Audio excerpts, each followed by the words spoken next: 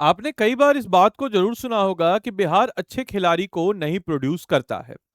ज्यादातर अच्छे खिलाड़ी जो होते हैं हमारे भारत के, वो most of them are from Punjab Haryana क्षेत्र से होते हैं। बट याद रखिएगा, जब भी टैलेंट्स को एक अपॉर्चुनिटी मिलेगी तो वो होगा बैंग। और इसका एग्जाम्पल पिछले 1-2 सालों में आपने देख लिया होगा वैभव सूर्यवंशी के नाम से। और उसी क्रम में, इसी क्रम को आगे बढ़ाते हुए हमारे बिहार ने एथलेटिक्स में भी अपना जानदार शानदार प्रदर्शन जारी रखा है। और एथलेटिक्स पे वन ऑफ द मोनोपोली रखने वाले चाइना जैसे देश को बिहार के इस खिलाड़ी ने हरा करके जीता है गोल्ड मेडल।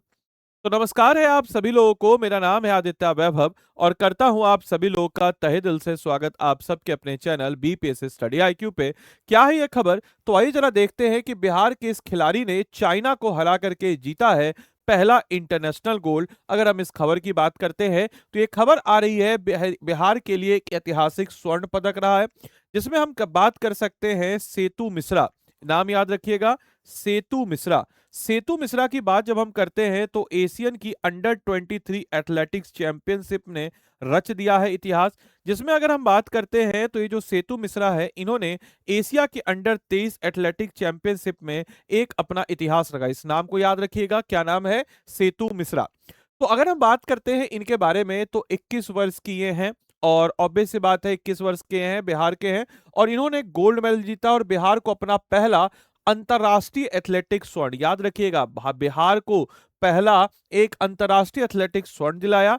और 4x400 मीटर मिक्स रैली में, जिसमें बेसिकली एक मिक्स्ड होता है, जिसमें आप जो एक इस टाइप का एक शेप का होता है और इसको आपको पास ऑन करते हुए चलते रहना, इस टाइप का लकड़ी टाइप का रहता है। और ये कहाँ हुआ था? तो ओरदोस चाइना में हुआ था और इसका 2026 का सेशन इसमें हुआ था। बिहार के खेल इतिहास में एक मील का पत्थर है, जहां पे हम बात करें कि पीयूष राज ने ब्रॉन्ज मेडल जीता, जो कि under 20 Asia athletics 4x400 metre relay है और राज्य का पहला अंतरराष्ट्रीय एथलेटिक पदक भी है। इसके अलावा आपको बताते चले कि जुलाई 2026 में, मई 2026 अच्छा रहा, फिर जुलाई 2026 में इसी के ऊपर एक करते हुए सेतु मिश्रा ने gold medal under 23 Asian athletic में जीता, पहले ब्रॉन्ज, अब उसके बाद अब गोल्ड मेडल जीता गया। तो याद रखिएगा, पीयूष राज जो है ये पहले थे जिन्होंने बिहार को दिलाया मेडल, लेकिन पहले वो ब्रॉन्ज था जो कि मई 2026 में, और अब जो है गोल्ड जो है सेतु मिश्रा ने दिलवाया है। इस चीज को याद रखिएगा, बिहार का पहला इंटरनेशनल गोल्ड है। इसके अलावा याद रखिएगा, इसमें एक ऑफिशियल रिकॉग्निशन में मिला। बिहार के चीफ मिनिस्टर सम्राट चौधरी ने सीधा सीधा शब्दों में कहा है कि बिहार के लाल ने भारत का मान बढ़ाया है। सेतु मिश्रा ने अपने उत्कृष्ट प्रदर्शन, दृढ़ संकल्प, अदम्य साहस से बिहार समेत पूरे देश को गौरवान्वित किया है। आपकी यह ऐतिहासिक उपलब्धि देश और बिहार भर के युवाओं और खिलाड़ियों के लिए एक इंस्पिरेशनल प्रेरणा स्रोत रहेगी। साथ ही साथ इस प्रतियोगिता पर एक नजर डालते हैं तो इसके ऑर्गेनाइजर कौन थे? तो एशियन एथलेटिक एसोसिएशन। पूछा जा सकता है exam prelims point of view से कि इसके ऑर्गेनाइजर कौन थे? तो इसके ऑर्गेनाइजर थे एशियन एथलेटिक एसोसिएशन, इसके ऑर्गेनाइजर थे। और इसमें पार्टिसिपेंट की बात करते हैं तो एशिया के अंडर 23 से कम आयु के एथलीट जो है इसमें पार्टिसिपेट किए हैं।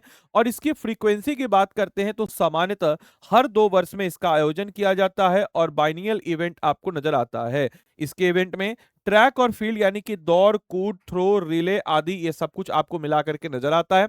और आयोजन का मुख्य उद्देश्य क्या है? तो भविष्य में सर्वोच्च वैश्विक मंच के लिए युवाओं को तैयार करना, यानी कि ओलंपिक और वर्ल्ड चैंपियनशिप के लिए तैयार करना, और एशियन गेम्स यानी कि आगामी जो एशियन खेल है उसमें बेहतरीन टैलेंट की खोज को करना, और इंटरनेशनल एक्सपोजर यानी कि जो भी देश के अपने खिलाड़ी हैं उन खिलाड़ियों को एक प्रकार का अंतर्राष्ट्रीय स्तर का एक्सपोजर, जो कि दूसरे कंडीशन में जाकर के परफॉर्म करना, यह भी इसका मेन मकसद है। आप लोग के लिए आज का क्वेश्चन है, एशियन अंडर 23 एथलेटिक चैंपियनशिप का आयोजन किस संस्था के द्वारा किया गया है? और सेतु मिश्रा जो थे उन्होंने गोल्ड मेडल जीता, इससे पहले किसके द्वारा पहली बार बिहार के व्यक्ति के द्वारा मेडल जीता गया था? उसका नाम मुझे कमेंट बॉक्स में सारे बच्चे लिख करके बताएंगे।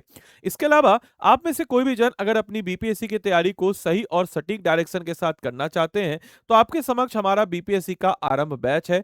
हमारे इस आरंभ बैच की बात अगर हम करते हैं तो इस आरंभ बैच जो कि 73rd बीपीएससी और साथ ही साथ 74th बीपीएससी को डेडिकेटेड है, तो आपके समक्ष इस बैच में अगर हम बात करते हैं तो क्या क्या चीजें नजर आती है। तो मेरे भाई, जैसे लेट अस सपोज कि मैंने आप लोग को पढ़ाया एक topic, infrastructure in Bihar. Let us suppose. और इंफ्रास्ट्रक्चर इन बिहार टॉपिक को पढ़ाने के बाद उस टॉपिक से रिलेटेड आपको एक मेंटर मिलेगा जो एमसीक्यू करवाएगा। उसके अलावा आपका मेंस का कुछ क्वेश्चन होगा तो उसका प्रीवियस ईयर क्वेश्चन और उसका सैंपल आंसर देके आपको मेंस का आंसर लिखवाएगा। और इसके बाद आपके इस टॉपिक का क्रक्स मटेरियल और hand retain notes apart from that कि आपको नोट्स बनाए वो देगा। और इस प्रकार से तकरीबन तकरीबन हम लोग 900 प्लस टॉपिक्स को कवर अप करते हैं, जो कि तकरीबन तकरीबन 36,000 प्लस कीवर्ड्स आपको अच्छे से कवर अप कराते हैं। और ऐसा करने में हमको 6 से 8 महीने लगेगा और 1100 प्लस घंटे की लाइव क्लास में हम इसको कवर अप कराएंगे। और इसी को दोस्तों हम लोग कहते हैं प्रीलिम्स और मेंस का एक प्रकार से इंटीग्रेटेड अप्रोच। और इसी इंटीग्रेटेड अप्रोच के साथ हम लोग जो है आपको तैयार करेंगे आपके इस बैच में, जिसमें आपको individual mentorship by mentors, monthly current affairs magazine, interview guidance programme और प्री रिकॉर्डेड फाउंडेशन बैच मिलता है, लाइव प्रीलिम्स क्रैश कोर्स मिलता है, और साथ ही साथ आपके एग्जाम के 4 महीने पहले प्रीलिम्स का क्रैश कोर्स और 2 महीने पहले एमसीक्यू का प्रीलिम्स 73वीं 74वीं के लिए। और इतना हम लोग मेहनत करेंगे तो डेफिनेटली आपका प्रीलिम्स क्लियर हो गया तो आपका प्रीलिम्स क्लियर होने के बाद आपका फुली फी रिफंड हो जाता है। आपके सामने हिंदी इंग्लिश का 2 का अलग अलग बैच है। हिंदी में इंग्लिश मीडियम में आपको 8 किताबें आपके घर तक, हिंदी मीडियम में 20 किताबें आपके घर तक मिलेंगी। साथ ही साथ इसमें जो है आपको ग्रुप मेंटरशिप बाय फैकल्टीज भी मिल जाता है, 5100 एमसीक्यू प्रैक्टिस क्वेश्चन और एनसीईआरटी का रिकॉर्डेड कोर्स।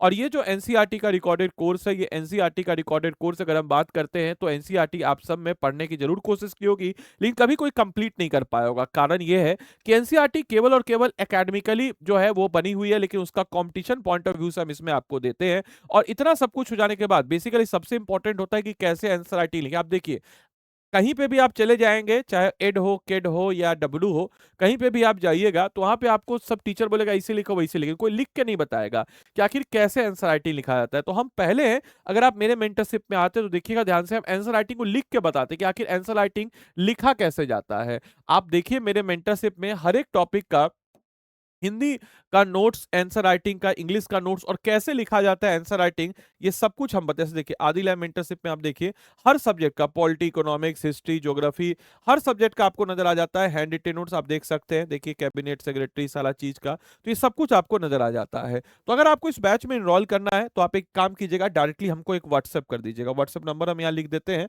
आप डायरेक्टली हमको व्हाट्सएप कीजिएगा। क्या है तो 8789847319, या फिर आप अगर टीम को कॉल करेगा तो टीम को कॉल करके बोल दीजिएगा कि आपको आदित्य सर का मेंटरशिप चाहिए एडिशनल। इस चीज को मेंशन कीजिएगा, तभी आपको मेरा मेंटरशिप मिलेगा। अन्यथा अगर आप कोर्स में इनरोल खुद से करना चाहते हैं तो स्टडी आईक्यू के ऐप या वेबसाइट जो भी आपको सहूलत लगे वहां पे आप चले जाएंगे। वहां पे जाने के बाद आप यहाँ पे स्टेट पीसीएस में जाएंगे, स्टेट पीसीएस में आप बिहार पे जाएंगे। बिहार पे जाने के बाद देखिए ध्यान से, बिहार पीसीएस का हमारा 2 बैच है, एक आपका एक आपका इंग्लिश में है और एक आपका हिंदी, प्योर हिंदी वाला बैच है। इसमें आप जाएंगे, इसमें जाने के बाद बाय नाउ पे जाएंगे। बाय नाउ पे जाने के बाद यहाँ पे आप कोड लगाएंगे। क्या कोड लगाएंगे? ADILIVE, आदि लाइव कोड। और आदि लाइव कोड लगा करके देखिए 13,999 में फी आपका होगा, हिंदी इंग्लिश जो भी आपका है इसमें आप चुन लीजिएगा।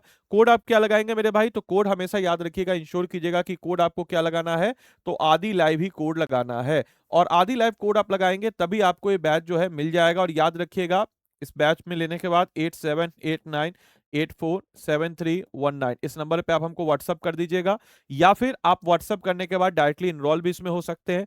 साथ ही साथ आप हमको इस चीज को इंश्योर कीजिएगा कि आप आदि लाइव ही कोड लगाएं, बाद में मत बोलेगा सर आपका तो मेंटरशिप नहीं मिला, या हमसे एक बार कनेक्ट कर ले, या टीम से अगर आपको कॉल भी आए तो उनको बोल देंगे कि आपको क्या चाहिए, तो आदित्य सर का मेंटरशिप चाहिए, इस चीज को आप इंश्योर कर देंगे। तो उम्मीद करते हैं सेशन आपके लिए अच्छा लगा हो, आपने सेशन को अच्छे से एंजॉय किया हो, बहुत कुछ जानने सीखने को मिला हो।